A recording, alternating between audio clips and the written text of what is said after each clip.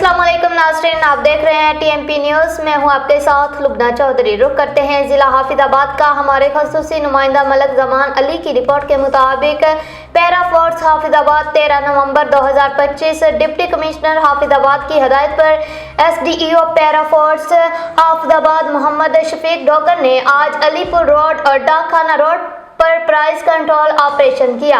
दौरान मुआयना मुख्तलिफ कसाबों की दुकानों का जायजा लिया गया और मौका पर मौजूद ग्राहकों से निर्खों की तफसीलात पूछी गई। दौरान चेकिंग 12 से ज्यादा दुकानों का मुआयना और 20 से ज्यादा ग्राहकों से निर्खों के बारे मालूमात हासिल की गई।